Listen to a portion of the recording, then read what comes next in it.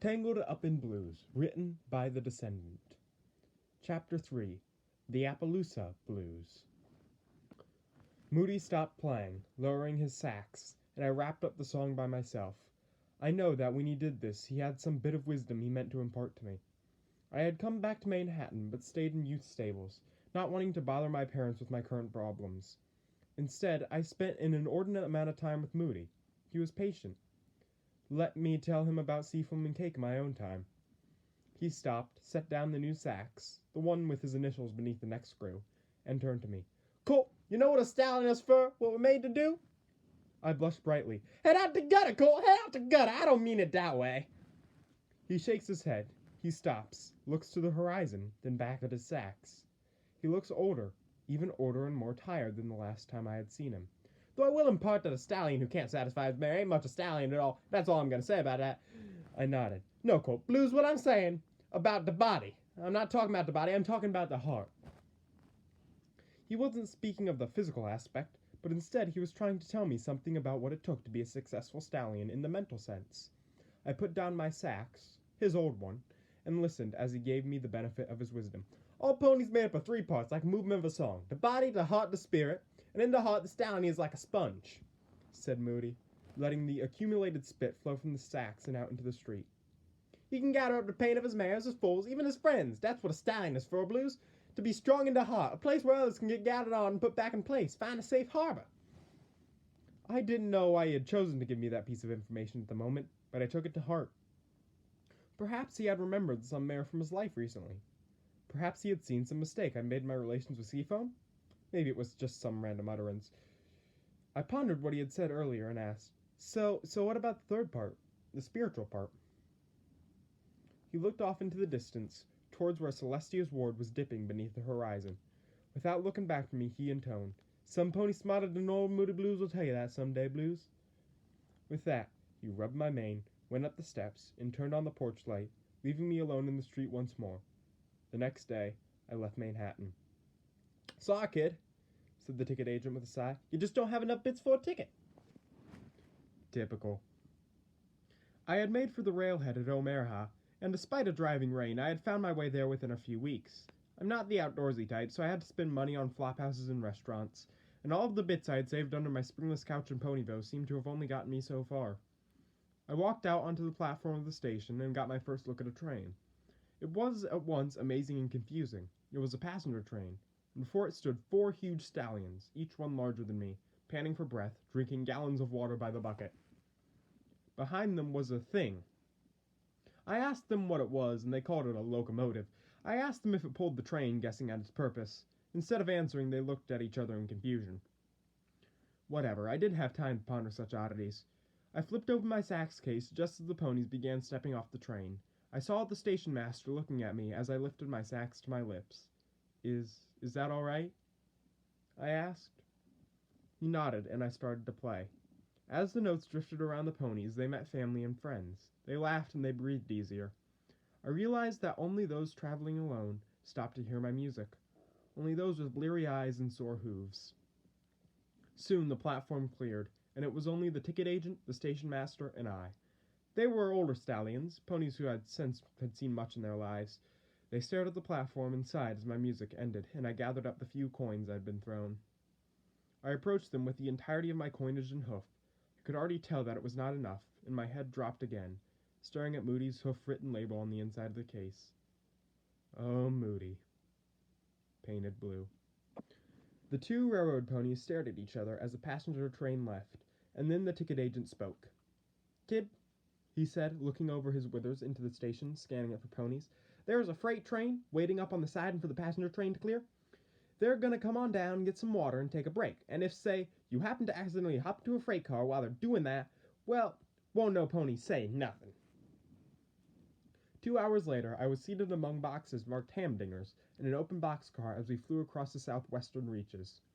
I took out my sax and played as the sun set on a dusty horizon. Trains and the blues seem to go well together. I'm leaving on a train, not going anywhere, sings my song to the desert beyond the boxcar door, not carrying it for as long as it can outpace my memories. The train stopped in a siding early the next morning. I slid off and tried to hide until it left. Unfortunately, I slid off right into the big cistern the crews used to water themselves. Painted blue. I walked up to the station in the distance, hoping that there's a sign that can tell me exactly where in Celestia's name I am. Appaloosa, it read, and I crossed through the waiting room into the village. I've not seen anything like it. It didn't look like any other place in Equestria I've ever traveled through. It is dusty, dirty, and ramshackle. Even at that early hour, the sun was beating down, causing a palpable humid haze to hang about the place. I ducked back into a station. There was a lost and found bin by the door. I reached in and grabbed out a big hat, then headed out into the village.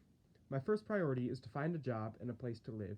You'd think we could have found a bellkeeper by now, sighs a mustached pony to my left. Especially with a free room that goes with it, added a vest-wearing pony next to him in a sad tone. Easy enough. I listened as the clock chimed the early morning hour, and they are impressed when I'm able to get it to sound the correct notes for the first time since it was installed. What'd you say your name was, Cole? Asked the mustached one, Sheriff Silverstar. Blues. Nice to meet you, Blues, added Brayburn, the vest-wearing one. Well, thank you kindly, I added. They both stared at me until the sheriff spoke again. Your accent is ridiculous, he said with a smirk. Just speak as I normally would till it comes natural, laughed Brayburn as I shrink in embarrassment.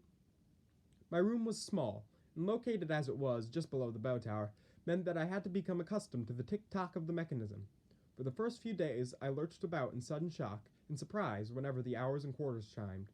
The bed was jammed beneath an overhang, and my first night is spent walloping my head against it in alarm on an hourly basis. I attempted to move the bed, but as the clock chimed again, I lurched out of my dreams and nearly fell through one of the unusually shaped windows. Painted blue. I couldn't be at home at the height of the day. There was no cross breeze, even with the odd windows open. I ended up planning my day around sources of public water, and I sought these out as I tried to meet ponies in the village. I soon realized that making money off my music wasn't going to work. There's a social scene, they have wild and mild dances, but the music isn't what I'm used to playing, and the blues doesn't seem to go over well. I stared sadly at my sacks as I left it alone as I evacuated the bell tower for the day and went looking for work. Apart from the free room, my pay as a bellkeeper is largely symbolic, and my room doesn't even have a stove. Not that I needed one, I could cook pretty much anything just by leaving it on a rock outside. I needed to find a better job. What we need, said a pony to my right, as what appeared to be his employee nodded, is a colt who's looking for work. Convenient. Express ran a carriage company. He explained to me that he isn't getting much business, and he wants to just show off his nice new carriage. Let ponies see that he's open and ready for business. So, I asked, basically what you're saying is my job will be to ride around my carriage while Apple slices poles and then we switch? Yep, he says, then frowns. Your accent is ridiculous, by the way. Stick with your Ponyvillish, Ponyvillian, Ponyville-dadian. Yes, I said, intentionally interrupting. Yes, I believe that will work. The job. Thank you. And so it went. I pulled the carriage one way, Apple Slices pulled it back. He pulled it up one street, I pulled it down the other, all the while showing off Pony Express Carriage Company's awesome ride. Sometimes it's unbearable to be pulling it when we're out in the midday sun, and sometimes it was so hot in the carriage that you wish you were pulling. Still, at times there's a breeze through the carriage and I can take a quick nap. Every once in a while, we actually got a customer, someone wanting to get down to the station in time to meet a train, or some lovers looking for an in-town getaway. We both pulled then, quickly for the former, slowly for the latter. Apple Slices is a great guy. It's not back-breaking work, but it is tedious. And tiring. Always tiring. I got off work about 3, and one day before dinner time, I wandered down into the one valley where the apple trees that all these ponies depend on for life itself grow. There, in the grove, I felt the leaves absorbing the heat, a breeze blowing through, and for the first time since I arrived in Appaloosa, I could breathe easily. A river ran through it, and before I knew what I was doing, I found myself sliding down the bank into the cool waters. Only once I've let out a long sigh of contentment did I realize that I'm not alone. The most beautiful mare I'd ever seen is staring at me with wide eyes, her eyes just above the waterline. I said, my own surprise evident. Nice day for a swim, ain't it? She slowly raises herself to look at me, the water streaming out of her yellow mane. Your accent is ridiculous, she says, paddling a little. Sorry, I said, returning to my usual tone. I'm still kind of new. The accent is just kind of coming along. Where are you from originally? She asks, gracefully drifting along the surface. Ponyville. Well, most recently. She stops in mid-stroke, darting back to upright and walking through the water towards me. The effect is spectacular, the water falling off her, sparkling in the beating sun. No foolin', she stated. We talked for a great long while. Her name was Cherry, a classic equestrian name. I find that she herself had lived in Ponyville. In fact, she had a little grove of her namesake fruit and a cart to sell them in the city. Why did you leave? I asked, leaning back into the cool, shady bits beneath the trees. She followed. Parasprats ate everything, she said, her shoulders coming up, her head going down. Were you there when they came, the Parasprats? Yes I was, I answered, remembering. I lost my apartment. You rebuilt? She asked, looking up to me. Yes, the whole city, actually. It came back together. Not just me, of course, but all of us. Together. She said nothing. As I watched her think, I suddenly get an unfamiliar twinge of remembrance, and I realize that I'm homesick. I shook that nonsense off as quickly as possible. Cherry stood again and started making her way up the bank. Do you have any plans for dinner? She asked. That night I had the first decent home-cooked meal I'd had since I'd arrived in Appaloosa. Her place was small, but cozy. Okay, mostly just small, but it had a porch. After dinner, we sit out there and watch the sun descend on the horizon. You worked where? I asked, startling a little bit at the news. She had worked in the salt mines there in Appaloosa. Even as she says it, I can't imagine a beautiful mare like Cherry working in such a place, buried alive down there. There are plenty of accidents, she says, but at least it was cool down there. I couldn't take in long hours, though. I'd go in before dawn and come out after nightfall. I quit. Told them to call me back if they ever put in windows. We laughed at her joke, and she tells me about living here. She's a very, very hard filly. Her life has been hard. She's worked and struggled for all she has. How unlike Seafoam, who breathes back and forth. No, I wasn't going to think like that. I wasn't going there. It does get cold on the edge of the desert where we were. She brought out blankets, and we lay on the porch, watching the stars wheel about, seeing an occasional meteor dart through the sky. As I started to fall asleep, I felt something amazing. Something I hadn't felt for weeks. Cherry slid beside me, her side to mine, and I could feel her breathing, feel the beating of her heart. These comfort me, as I drift off into the realm of dreams. I awoke shivering, the cold biting into me. I looked around, and Cherry was not there. The door to her little cabin was closed, and locked. I walked through the cold morning streets to my bell tower abode, all around me silent in the pre-dawn darkness. Painted blue. For months, this is how my life went. I wound the clock, checked to see if it was still in tune. I'd report to work, then go and get all sweaty and tired. Then a swim with Cherry, some small talk, and dinner. Go home. Repeat, redo, recycle.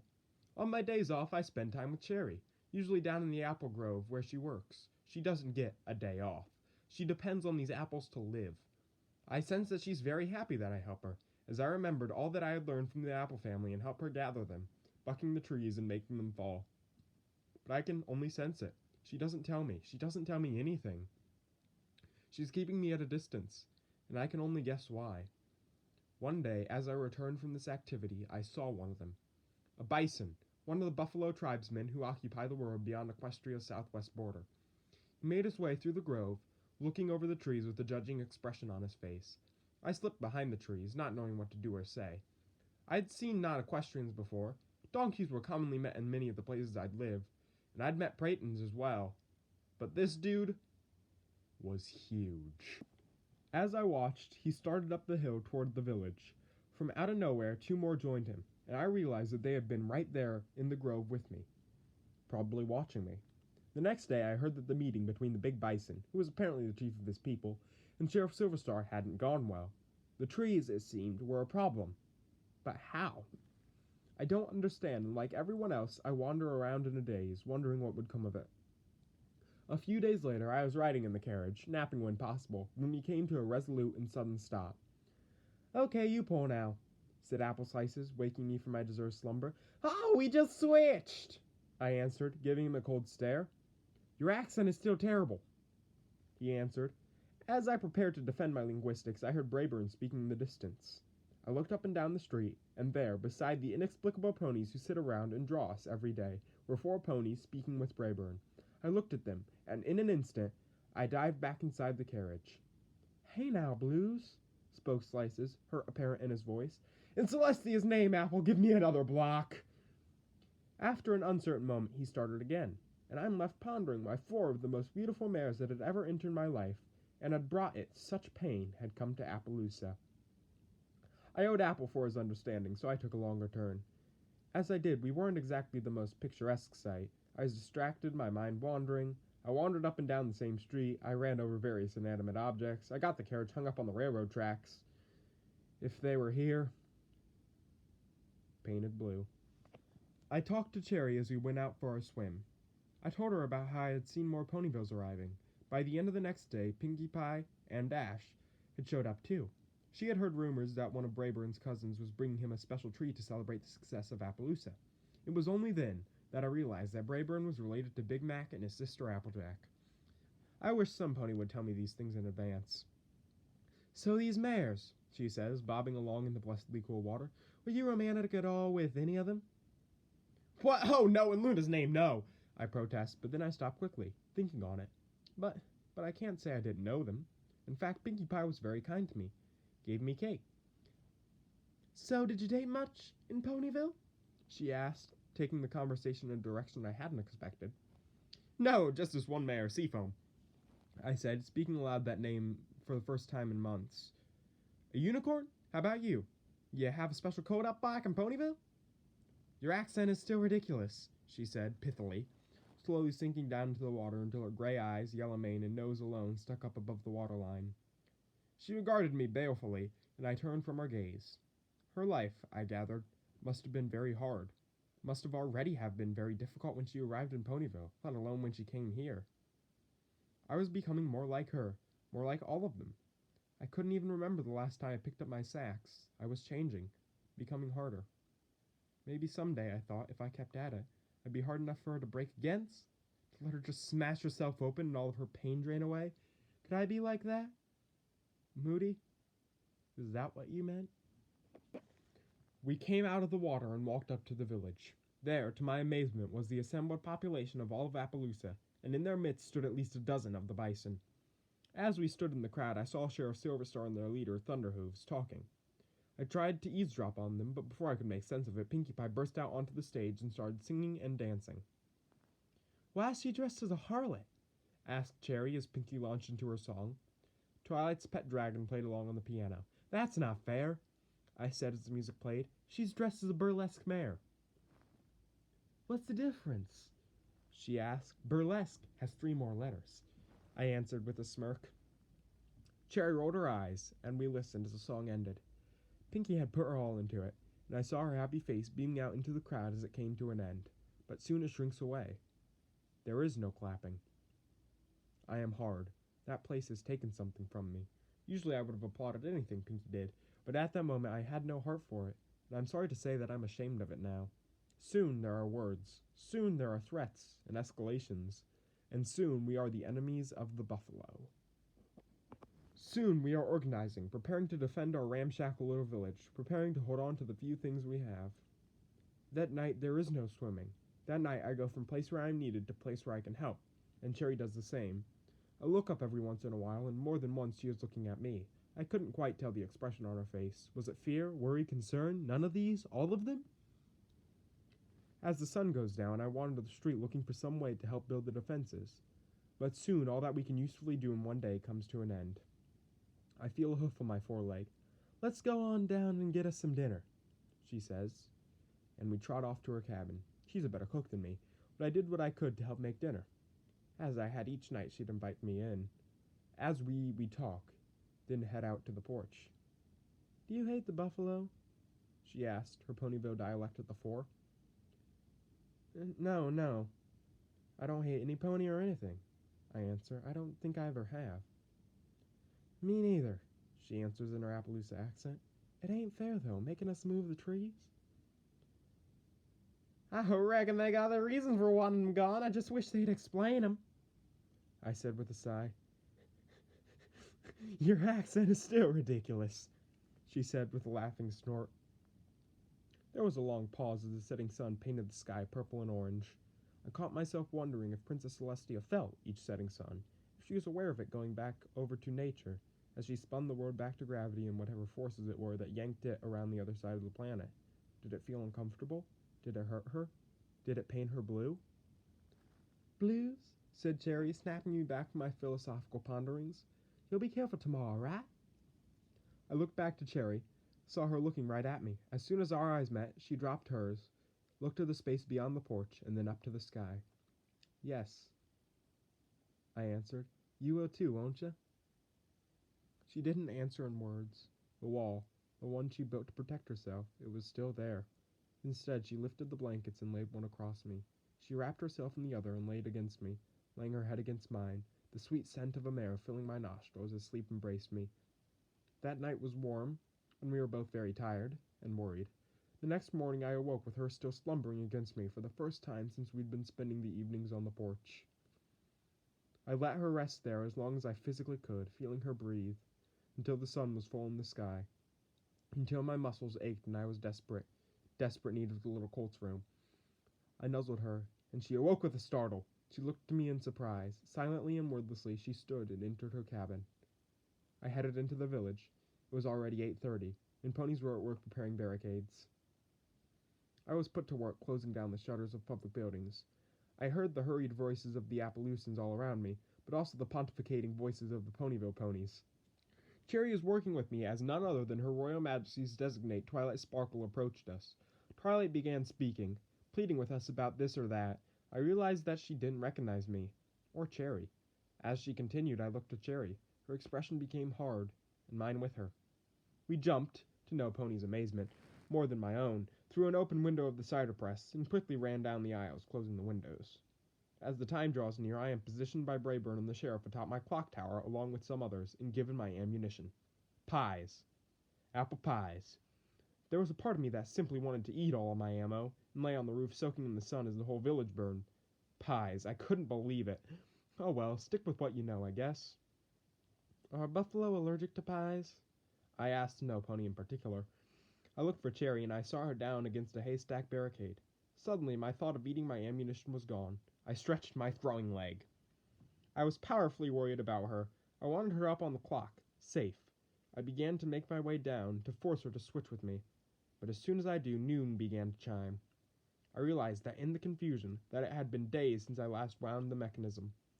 I wondered if the bison would wait for me to wind it up, or if it stopped after the third chime or so. I wondered if I could stop this whole thing if I never did. I chuckled at my idea. No time to ponder that then, and I thought there'd be time to wind it later.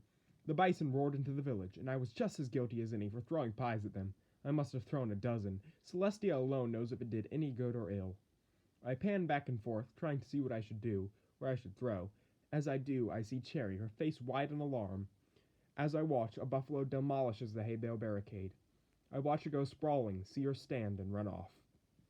I look up and down the street, searching for her. Instead, I saw a big bison running straight towards the tower. He is bellowing in pain and shock as I assume the cinnamon got into his eye. The poor fellow runs straight into the damn clock tower. The whole building shook and wobbled terribly. With a resounding crack, the masonry split.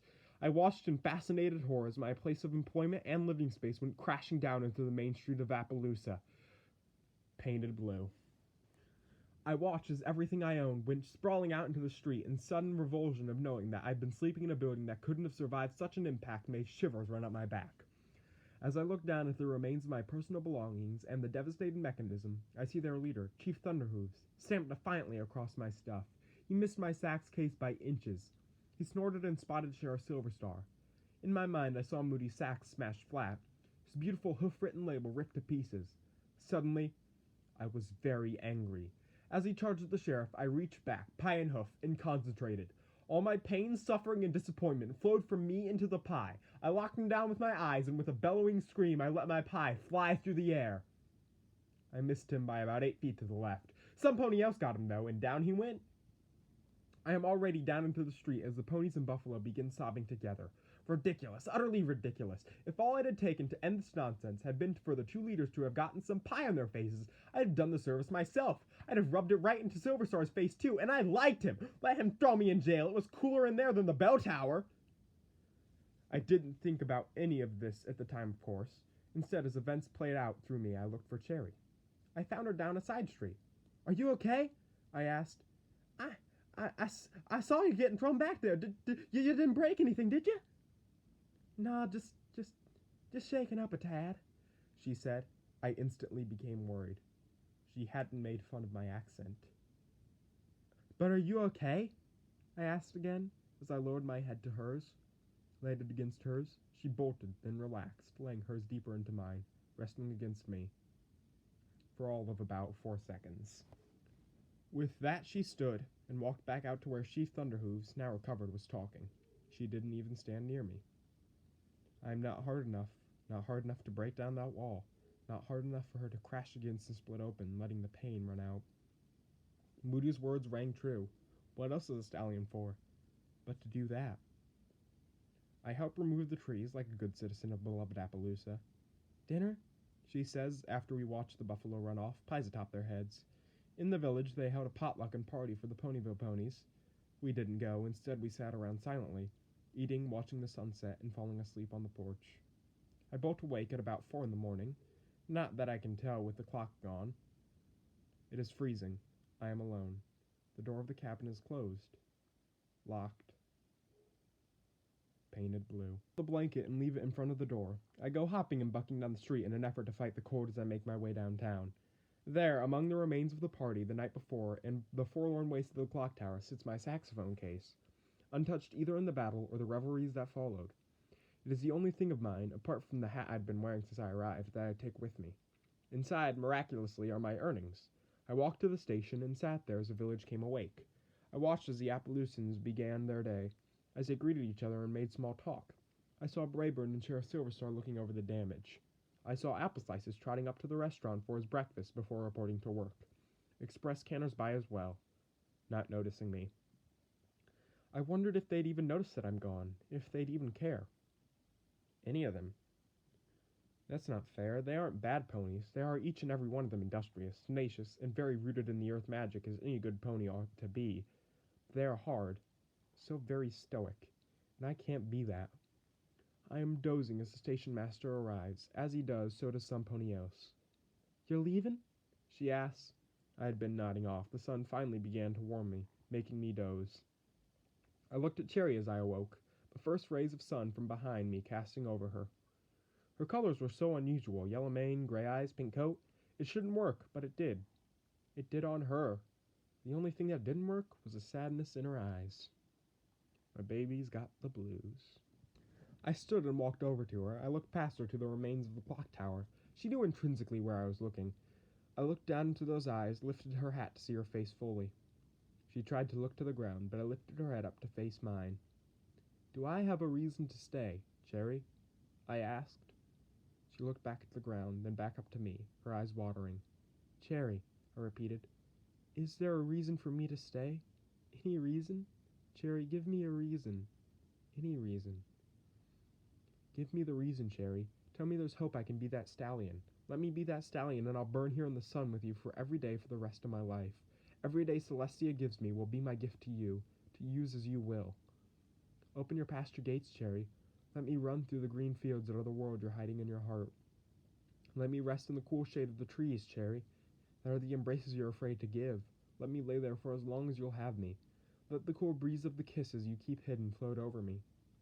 Let me dive into your waters that are the emotions you hide, Cherry. Let them flow over me, and I will pull the pain you feel out of them, and give you back all the love that I can. And I know how."